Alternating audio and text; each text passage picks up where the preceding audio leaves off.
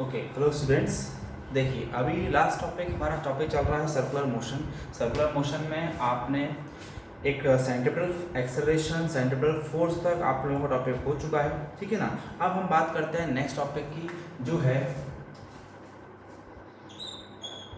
Banking of road. ठीक है, मैंने आपको ये बताया था कि सर्कुलर मोशन परफॉर्म करने के लिए एक फोर्स की ज़रूरत है। वो फोर्स है सेंट्रीपिटल फोर्स। मतलब जब तक मैं बॉडी को पकड़ के गोल नहीं घुमाऊंगा तब तक ये गोल नहीं घूमेगा, मतलब सर्कुलर पाथ परफॉर्म नहीं करेगा। करेक्ट है। मतलब अगर मैं इसमें स्ट्रिंग मान के गोल घुमाऊंगा तो ये गोल घूमेगा, या मैं इसको पकड़ के गोल घुमाऊंगा तो घूमेगा, ठीक है ना। अब देखिए हमें पढ़ना है सबसे पहले हॉरिजॉन्टल कर्व्ड रोड। बैंकिंग तो बाद में आएगा, सबसे पहले एक वर्ड आपको आने वाला है horizontal curved road. Now what is horizontal curved road, इस पे से आपको समझ में आ जाएगा पैटर्न। समझो, देखो क्या है, मैं आपको एग्जांपल देता हूँ। देखो हम स्ट्रेट रोड पे जा रहे हैं, ठीक है, एक टर्निंग आएगी तो आप टर्निंग परफॉर्म करोगे। अगर आप टर्न परफॉर्म कर रहे हो तो आप क्या कर रहे हो, एक सर्कुलर मोशन कवर कर रहे हो, बराबर। पूरा गोल तो नहीं घूम रहे हो लेकिन सर्कुलर पाथ कवर कर रहे हो, बराबर। मतलब सर्कल का कुछ पार्ट आप कवर करके स्ट्रेट जाएंगे, बराबर है। अब बताइए आपने जब वहाँ पे सर्कुलर मोशन परफॉर्म किया, हॉरिजॉन्टल मतलब क्या होता है, स्ट्रेट टर्निंग। ओके, मतलब रोड इस तरह फ्लैट है और वो इसी तरह फ्लैट में टर्न होगा, उसे बोलते हैं हॉरिजॉन्टल कर्व रोड, ठीक है ना। अब हॉरिजॉन्टल कर्व रोड में आपने टर्निंग करा, तो टर्निंग कर रहे हैं अगर आपने, तो आपने परफॉर्म किया सर्कुलर मोशन, और सर्कुलर मोशन के लिए रिक्वायरमेंट है सेंट्रीपिटल फोर्स की, बराबर। लेकिन अभी एट प्रेजेंट बताइए, क्या वहाँ पर ऐसा कुछ है कि एक स्ट्रिंग में सपोज एक कैंडिडेट खड़ा है और उसके हाथ में रोप है, जैसे आप टर्निंग में पहुंचोगे वो आपके हाथ में रोप देगा और आपको गोल घुमा के छोड़ देगा, ऐसा तो नहीं हो सकता। फिर कोई आया, फिर रस्सी फेंका, उसने पकड़ा और गोल घुमा के छोड़ दिया, ऐसा तो नहीं हो सकता। अब बताइए टर्निंग तो हो रही है लेकिन टर्निंग कैसे हो रही है, ये बताइए। टर्निंग पॉसिबल किसकी वजह से हो रही है, that is nothing but what, friction. मैं एक एग्जांपल देता हूँ। टर्निंग है, टर्निंग में सपोज सीमेंट का रोड है तो आप टर्न कर लोगे, फिर बोलता हूँ सीमेंट रोड हटा देते हैं, वहाँ पे मैं मार्बल रख देता हूँ। टर्निंग पे मैं क्या बिछा देता हूँ, मार्बल। तो मार्बल अगर बिछाऊंगा तो आप टर्निंग करोगे, ठीक है। और अगर मैं बोलता हूँ काम करो मार्बल भी हटाओ और मैं बोलता हूँ वहाँ पे ग्लास, अब मैं ग्लास टर्निंग पर अरेंज करवा देता हूँ पूरा, ठीक है ना। अब बताइए, पहले था सीमेंट रोड, फिर मैंने बोला मार्बल, और फिर मैं बोल रहा हूँ ग्लास। तो ग्लास पर अगर ग्लास का रोड बना दिया मैंने, पॉसिबल तो नहीं है कि मैंने बना दिया, तो क्या आप उस पर टर्निंग कर पाएंगे, नहीं, ठीक है ना। ग्लास रोड अगर बनता है तो बताइए फ्रिक्शन कम हो रहा है। चेक करिए, पहले सीमेंट था, फिर मैंने बोला क्या मार्बल, और फिर बोल रहा हूँ ग्लास, तो स्मूथनेस बढ़ रही है। अगर स्मूथनेस बढ़ेगी तो आप टर्निंग नहीं परफॉर्म कर पाओगे। मतलब अब आप लॉजिकल लगाओ कि हमें टर्निंग कौन प्रोवाइड कर रहा है, फ्रिक्शनल फोर्स प्रोवाइड कर रहा है, ठीक है ना। सो अभी इन अ हॉरिजॉन्टल कर्व रोड आपको यही ऑब्टेन करना है कि सेंट्रीपिटल फोर्स कौन प्रोवाइड कर रहा है हमें यहाँ पर, फ्रिक्शनल फोर्स। ओके, तो सेंट्रीपिटल फोर्स का फॉर्मूला सबको पता है, mv² अपॉन r, और फ्रिक्शनल फोर्स का फॉर्मूला होता है क्या, म्यू mg, ठीक है। म्यू क्या है मैं आपको बता दूंगा। एक्चुअल फ्रिक्शनल फोर्स का ये फॉर्मूला ये म्यू mg मतलब weight of the body performing circular motion, या जो भी मूव कर रहा है, ठीक है ना। अब m क्या होगा, कैंसर, हमें मिल रहा है v² is equals to mu rg, therefore v is equals to under root mu rg। इसे बोलते हैं safe velocity, maximum safe velocity. मतलब देखो टर्निंग पर जब हम रोड टर्न करते हैं तो हम बाइक की स्पीड स्लो करते हैं, ठीक है ना। अगर मैं बोलता हूँ कि एक रोड पे मैं टर्निंग लूंगा 30 किलोमीटर पर आवर की, और दूसरा एक कैंडिडेट है जो 100 किलोमीटर पर आवर पर टर्निंग लगा, तो पॉसिबल है क्या, नहीं है। सो इन दिस केस वही से कितना होता है, under root mu rg, where mu is nothing but what, coefficient of friction। इसका नाम क्या होता है, कोएफिशिएंट ऑफ फ्रिक्शन। आपको न्यूमेरिकल में म्यू का वैल्यू गिवन रहता है। म्यू किस पे डिपेंड करता है, सरफेस पर डिपेंड करता है। मतलब सरफेस कैसा, या तो मैंने जैसे बोला आगे देखो, रोड कौन कौन कैसे कैसे बनता है, डामर का बनता है, ठीक है ना। उसके बाद दूसरा कौन सा बनेगा, सीमेंट का बनेगा। तो देखो सरफेस चेंज हो रहा है, जैसे अपन रूम में सपोज नॉर्मल फ्लोर है, उसका मैं बोलता हूँ उस पर टाइल्स फिटअप करते हैं, या फिर मार्बल फिटअप करते हैं, या फिर ग्रेनाइट फिटअप करते हैं, या फिर ग्लास फिटअप करते हैं, तो बताइए सरफेस चेंज होते जा रहे हैं।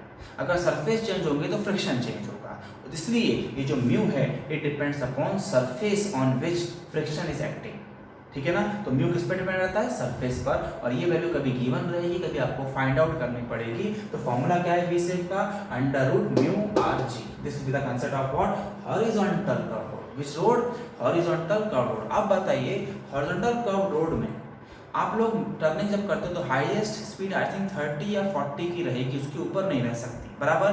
That speed will be your maximum safe speed. लेकिन अब मैं जा रहा हूँ नेक्स्ट टॉपिक पे। आपने मोटो जीपी की रेसिंग देखी होगी।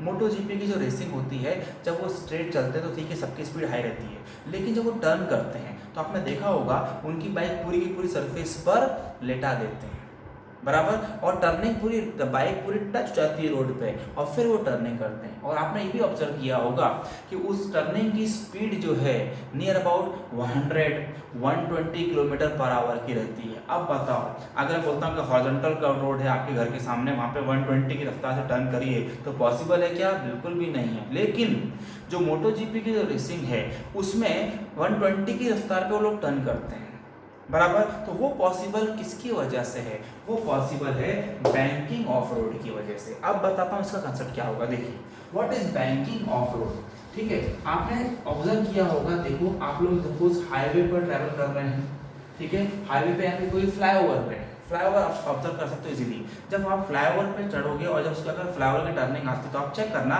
रोड थोड़ा सा टिल्टेड रहता है, ठीक है ना, रोड सरफेस टिल्ट रहता है, ठीक है। जब हम हॉरिजॉन्टल टर्निंग करते हैं तो रोड थोड़ा सा सरफेस से लिफ्ट अप रहता है, ठीक है। अब ये जो लिफ्ट अप है मोटो जीपी की रेसिंग में भी देखना, जब आप रोड टर्निंग मारते हैं तब उनका जो रोड है टर्निंग पे ऐसा लिफ्ट रहता है, मतलब आउटर एज को रेज करना है over inner edge. Outer edge क्या करना है? रेज करना है over inner edge, that is called as banking of road. मतलब इसका डायग्राम जो रहेगा इस तरह रहेगा, देखो ये हॉरिजॉन्टल सरफेस है,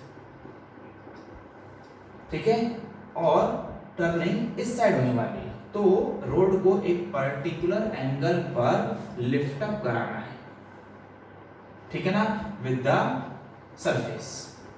अब रोड की टर्निंग इस तरह पॉसिबल होगी, हमारा व्हीकल यहां रहेगा, ठीक है, और ये टर्न ले रहा है ऐसा, ठीक है। मतलब ये अब देखिए टर्न जब हो रहा है तो टू एजेस ऑफ रोड है, जैसे मैं बोलता हूँ ये कंसेप्ट है। हाँ, अब मैं इधर टर्निंग करूंगा तो ये आउटर एज और ये इनर एज, मतलब ये हमारा इनर एज है और ये है आउटर एज।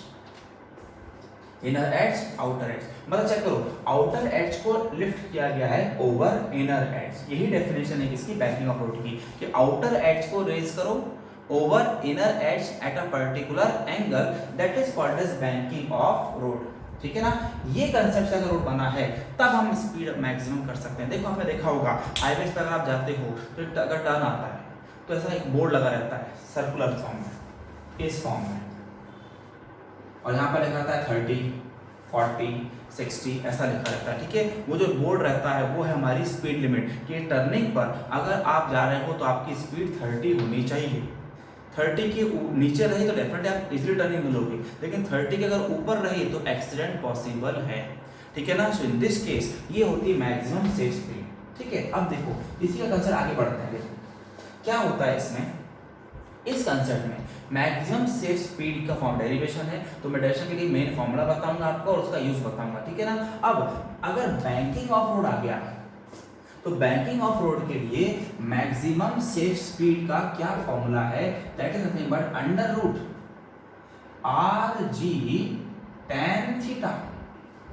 क्या फॉर्मूला आएगा? Under root R G tan theta, ठीक है। अब इसका एक्सप्रेशन मैं आपको दे देता हूं कैसे आएगा। से मैं बोल रहा हूं कि ये हमारा व्हीकल है और हम टर्न करने वाले लाइक दिस, ठीक है। आपको पता है centre of mass, centre of mass से weight vertically downward nothing but mg, और आपने ये पढ़ा होगा कि नॉर्मल रिएक्शन, तो इस व्हीकल पर नॉर्मल रिएक्शन एक्ट हो रहा है n, ठीक है। किसकी वजह से? सरफेस की वजह से, जिस पर ये बॉडी लाई कर रहा है उस पर ही नॉर्मल रिएक्शन कैसा रहता है? परपेंडिकुलर, कैसा रहेगा, परपेंडिकुलर। अब हम इसका कंसेप्ट पढ़ेंगे। देखो एन और एम जी दोनों भी इक्वल एंड अपोजिट है क्या, नहीं, इसीलिए अब हमें इसका रिजॉल्विंग कंसेप्ट करना है। देखो क्या करना है आपको, इसके यहाँ पे दिया हुआ है, इसको एन को इंक्लाइन कर देना एम जी के अपोजिट में, ठीक है। अब जो एंगल यहाँ पर है वही एंगल आपने यहाँ देना है, थीटा,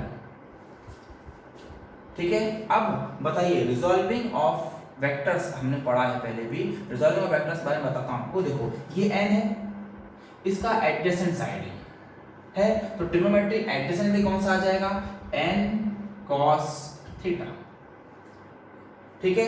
और रिमेनिंग वंस विल बी, अगर ये n cos है तो ये क्या हो जाएगा, n sin थीटा। दो कंसेप्ट है इसमें, n cos n sin। देखो यार माइंड में कैसे लेंगे आप, n है नॉर्मल रिएक्शन इस सरफेस पर, और mg क्या है, वेट, ठीक है। अब n का ये पार्ट कौन सा होगा, एडजेसेंट, एडजेसेंट मतलब ट्रिग्नोमेट्री कौन सा आएगा, cos, तो यहाँ पर n cos और रिमेनिंग n sin दे देना, बस खत्म, ठीक है। तो दो कंपोनेंट होगा देखो n के, ठीक है, n is acting at an angle theta, इसलिए इसके दो कंपोनेंट रिजॉल्व हुए हैं, n cos n sin। अब इन दिस डायग्राम चेक करो, व्हीकल ऐसा टर्न ले रहा है, तो जो n sin है वो किधर आ रहा है बताइए, टुवर्ड सेंटर, क्योंकि टर्निंग ऐसी पॉसिबल ऐसी हो रही है। अगर टर्निंग इस डायरेक्शन में हो रही है तो n sin is coming towards centre, और टुवर्ड्स सेंटर आने वाला फोर्स कौन सा, सेंट्रीपिटल फोर्स। मतलब इस व्हीकल को सेंट्रीपिटल फोर्स कौन दे रहा है, सेंट्रीपिटल फोर्स कौन दे रहा है, nothing but n sin theta.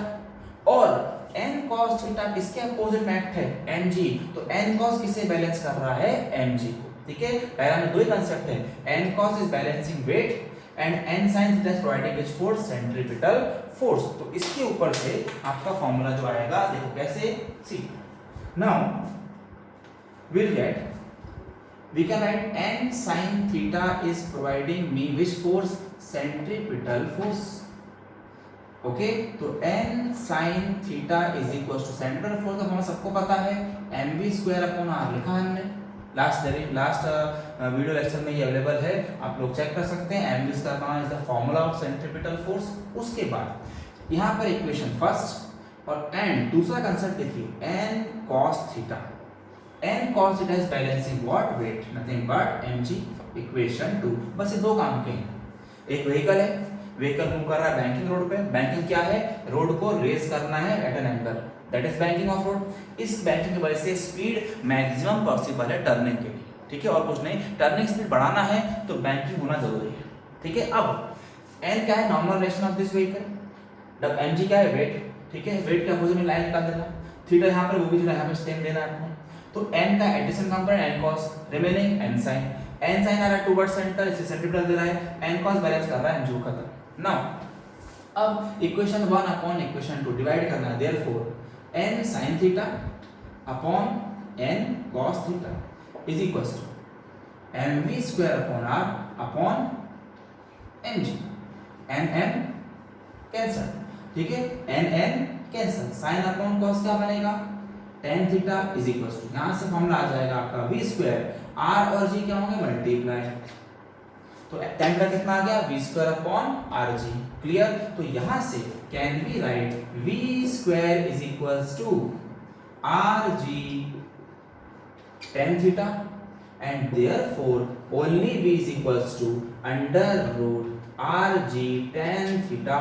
Check करिए, this is called as what, maximum safe speed, ठीक है। अब बताइए ट्रिग्नोमेट्री जो tan होता है 0 degree, 30 degree, 45 degree, 60 degree, 90 degree, यहाँ जैसे जैसे अपन बढ़ते जाएंगे आपको पता है tan 90 इन्फिनिटी हो जाता है, tan 90 क्या होता है, इन्फिनिटी। मतलब जैसे जैसे एंगल आप रेस करते जाओगे, जितना हाई एंगल आप रेस करते जाओगे tan का वैल्यू बढ़ता जाएगा, और अगर tan का वैल्यू बढ़ता है तो आपका मैक्सिमम सेफ स्पीड भी बढ़ेगा। मतलब जितना हाई एंगल आप रेस करोगे उतनी टर्निंग की स्पीड बढ़ जाएगी, बराबर है। मतलब चेक करो, थीटा पे डिपेंड है मैक्सिमम सेफ स्पीड, r और g तो कांस्टेंट है, लेकिन थीटा पे कौन डिपेंड करता है, मैक्सिमम सेफ स्पीड डिपेंड करता है। मतलब जैसे से 0, 30, 45, 60 एंड 90 के बाकी नहीं जा सकते, 0, 30, 45, 60 या 90। जैसे जैसे आप एंगल बढ़ाओगे tan थीटा का वैल्यू बढ़ेगा, और अगर tan थीटा बढ़ता है तो मैक्सिमम सेट स्पीड भी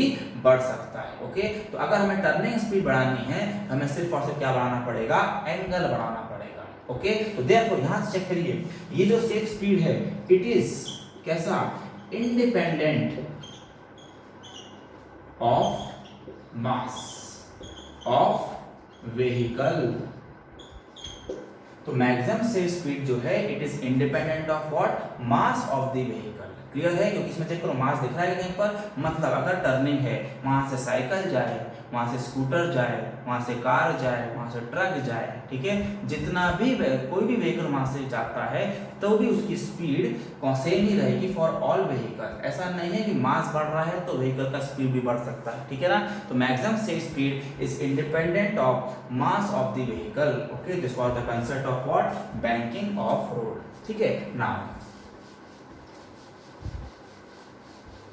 नेक्स्ट कंसेप्ट आपको पढ़ना है इसमें अब कोनिकल पेंडुलम। कोनिकल पेंडुलम का डेरिवेशन सेम है, आंसर भी सेम आएगा, लेकिन सिर्फ डायग्राम चेंज होगा। देखो कोनिकल पेंडुलम, सिंपल पेंडुलम आपको पता है, एक स्ट्रिंग रहेगी और एक बॉब रहेगा। सी होगा simple pendulum, to and fro motion oscillation में परफॉर्म करता है। अब मैं अगर बॉब को पकड़ के ऐसा घुमाऊंगा कोन के शेप में, कैसा घुमाऊंगा, कोन के शेप में, तो बॉब क्या बनाएगा, हॉरिजॉन्टल सर्कल बनाएगा, और स्ट्रिंग क्या बनाएगी, कोन बनाएगी। करेक्ट है, तो ये मोशन को बोलते हैं क्या, कोनिकल पेंडुलम। विच पेंडुलम, कोनिकल पेंडुलम। ठीक है, अब कोनिकल पेंडुलम का डायग्राम और सेम कंसेप्ट है। देखिए मैं बोलता हूं एक रिजिड सपोर्ट है, रिजिड सपोर्ट के बाद एक स्ट्रिंग है, ओके, और स्ट्रिंग में क्या बंधा हुआ है, बॉब। इस बॉब को मैं सर्कुलर मोशन परफॉर्म करवाऊंगा। देखिए कैसे, this is Bob, it is perform which motion, circular motion. Okay, तो हमारा क्या बनेगा, यहाँ पर एक कोन बनेगा। ये हो गया सेंटर इसका, सेंटर से मैं ज्वाइन करूंगा, नथिंग बट व्हाट, रेडियस। ठीक है, center O and this is nothing but bob at point A, तो इसका वेट वर्टिकली डाउनवर्ड। अब स्ट्रिंग है, स्ट्रिंग से अगर आप बॉब कोई बॉडी अटैच करते हो तो उसमें टेंशन आएगा, तो मैं बोल रहा हूं कि स्ट्रिंग में टेंशन है नथिंग बट T, और यहां पर हमें एक एंगल मिलता है जो है theta. What is theta, name बता देता हूं आपको, थीटा नथिंग बट हमारा semi vertical angle, and T क्या है, टेंशन इन द स्ट्रिंग। ठीक है, और ये S, ठीक है, SA, इसका लेंथ देता हूं मैं भी L। Okay, now what is L, nothing but length of string. ठीक है, व्हाट इज R, R क्या है, रेडियस ऑफ सर्कल। ठीक है, तो डायग्राम वेरी सिंपल, कंसेप्ट वही रहेगा। देखो मैं T बोल रहा हूं, अब देखो MG जा रहा है, इसके अपोजिट में फिर से आपने एक डॉटेड लाइन निकाल देना। डायग्राम समझा रहा हूं आपको, डायग्राम की जरूरत नहीं, वैसे हमें सिर्फ फॉर्मूले का काम है, आपका ऑब्जेक्टिव के लिए। अब देखो कैसा रहेगा, T, इसके ये थीटा, तो ये भी क्या हो जाएगा, थीटा, पता है आपको, अल्टरनेट एंगल्स। करेक्ट, उसके बाद T का ये एडजेसेंट साइड है, तो यहां पर अभी ट्रिग्नोमेट्री लगेगा कौन सा, T cos theta. T cos है तो ये रिमेनिंग क्या हो जाएगा, T sin थीटा। हो गया, तो देखो T को हमने रिजॉल्व किया, जैसे पहले n था, अब यहाँ पे T है, T और T cos कैसे आया, T का एडजेसेंट कंपोनेंट, थीटा का एडजेसेंट है, मतलब cos लगा, रिमेनिंग क्या लगा, sin। अब चेक करो T cos किससे बैलेंस कर रहा है, फिर से mg, और T sin किधर आ रहा है, towards centre, same concept. Okay, so अब हम फिर से बोलेंगे T sin theta is equals to centripetal force, मतलब mv स्क्वायर होना। करेक्ट है क्या, T sin theta is coming towards center, the force which is coming towards center performing circular motion is called as centripetal force। तो यहाँ पर central force कौन दे रहा है, T sin theta, equation first, और सेकंड है T cos theta, मतलब देखिए T cos किसे बैलेंस कर रहा है, mg, मतलब वेट को, यहाँ पे लूंगा mg, इक्वेशन 2, फिर से वही डिवीजन करना है आपको, तो बताओ फॉर्मूला क्या बनेगा, sin T sin theta upon T cos theta, therefore T sin theta upon T cos theta is equal to कितना आ जाएगा, M V square upon R upon M G. M क्या हो रहा है, कैंसर। टी क्या हो रहा है, कैंसर। साइन अपॉन कॉस फिर से क्या बन गया, tan theta will be equals to same v square upon R G. देखो सेम फॉर्मूला किया था हमने, क्लियर। तो यहां से भी v इज इक्वल्स टू आपको मिलेगा under root R G tan theta. Clear, इतना टॉपिक क्लियर है। अब हम इसका मॉडिफाइड वर्जन निकालने को, v का वैल्यू मिलेगा under root R G tan theta. अब टाइम पीरियड ऑब्टेन करना है। टॉपिक है अभी आगे का टाइम पीरियड। पैटर्न समझ में आ गया, सेम कंसेप्ट है, ठीक है। अब इसी कंसेप्ट को हम आगे बढ़ाते हैं, time period of simple conical pendulum, ठीक है ना। देखिए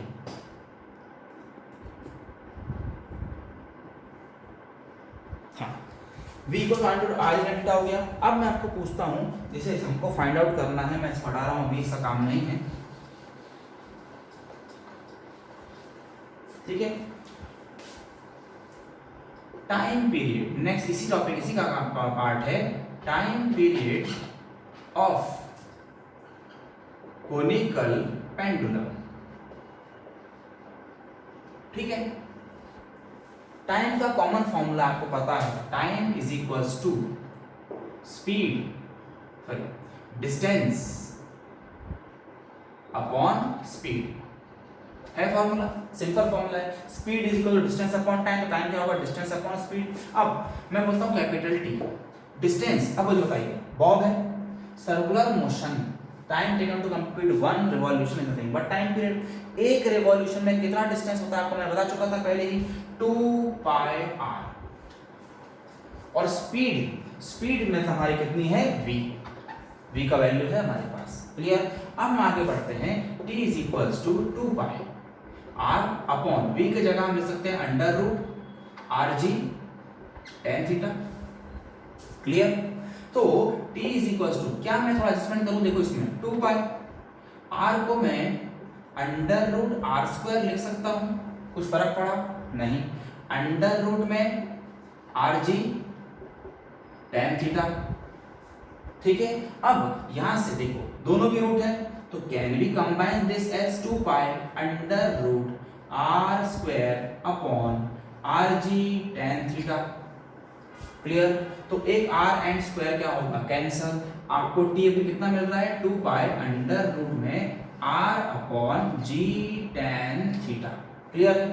this will be equation third. Wait, अब डायग्राम चेक करिए, SOA या AOS, it is a triangle, it is a right angle triangle. देखो इन ट्रायंगल, देखिए कौन सा ट्रायंगल लिख रहा हूं मैं, AOS, दिखा ट्रायंगल आपको, AOS, it is a right angle triangle. अब इस ट्रायंगल में मैं आपसे पूछता हूं, मुझे बताइए what will be sine theta.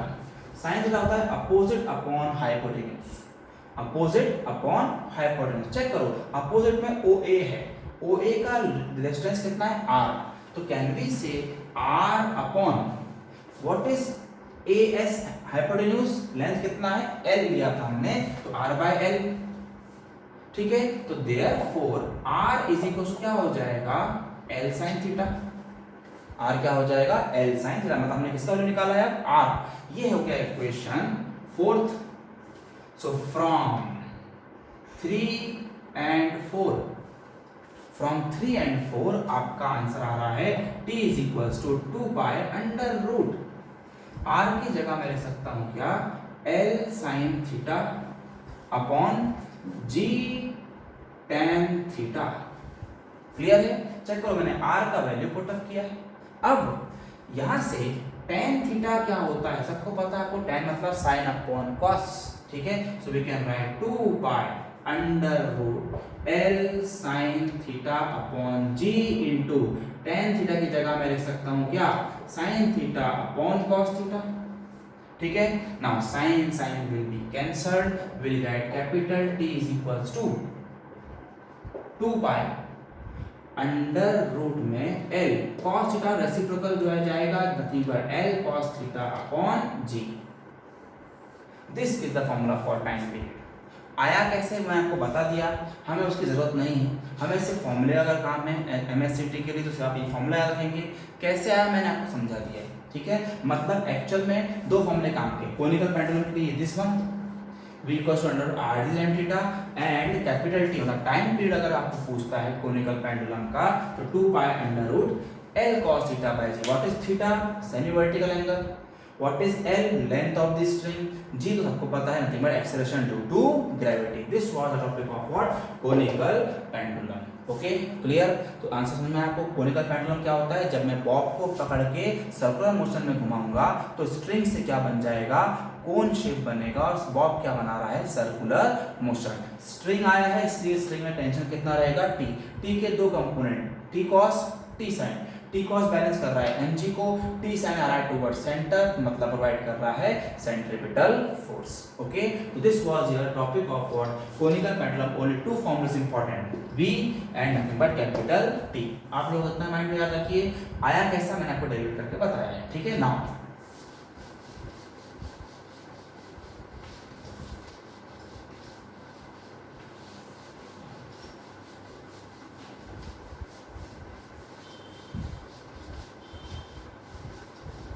Now, last topic of this chapter, nothing but vertical circular motion. Vertical circular motion. ठीक है अब वर्टिकल सर्कुलर मोशन आप एग्जांपल देता हूँ normally giant wheel. Giant wheel is nothing but vertical circular motion. मुझे क्या पता है वर्टिकल सर्कुलर मोशन क्या यूसीएम है क्या? नहीं। यूसीएम क्या है? Uniform circular motion. यूनिफॉर्म मतलब स्पीड कांस्टेंट होती है। लेकिन जाइंट व्हील में आपको क्या लगता है? स्पीड कांस्टेंट होती है। आप लोगों ने जो आप लोग बैठे होंगे उसमें आपने फील किया होगा जब वो नीचे से ऊपर जाता है तो स्लो लगता है, जब ऊपर से नीचे आता है तो फास्ट हो जाता है। बराबर। तो इन दिस केस आप चेक करो स्पीड वेरी है, स्पीड वेरिएबल है मतलब ऊपर जा रहा है तो स्लो लग रहा है, नीचे जाते तो फास्ट लगता है। बराबर। तो स्पीड वेरिएबल है तो क्या हम उसको यूनिफॉर्म सर्कुलर मोशन हो सकते हैं? नहीं, non uniform circular motion. It is nothing but what? Non uniform circular motion. ठीक है ना। अब इसमें जो जो फॉर्मूले काम के मैं आपको वो बताऊंगा, उतने ही फॉर्मूले याद रखिए एक डायग्राम पर। ठीक है देखो we are dealing with vertical circular motion. ठीक है हाँ center a body is performing vertical circular motion. ठीक है 3 position are there, highest, lowest, mid। तीनों पोजीशन पे वेलोसिटी अलग अलग रहेगी। ठीक है अब स्ट्रिंग देखो मैं एक स्ट्रिंग ले रहा हूँ, स्ट्रिंग में वेट अप्लाई कर रहा हूँ और वर्टिकल घुमा रहा हूँ तो स्ट्रिंग में क्या रहेगा? टेंशन। ठीक है तो टेंशन एट हाईएस्ट पोजीशन मतलब TH, tension eight lowest position मतलब TL and tension at mid position मतलब TM।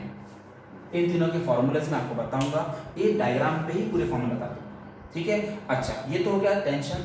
अब हर एक पॉइंट पर वेलोसिटी भी डिफरेंट रहेगी। ये है वेलोसिटी एट हाईएस्ट पोजीशन मतलब VH, this is the velocity at lowest position मतलब VL and this is the velocity at mid position मतलब VM।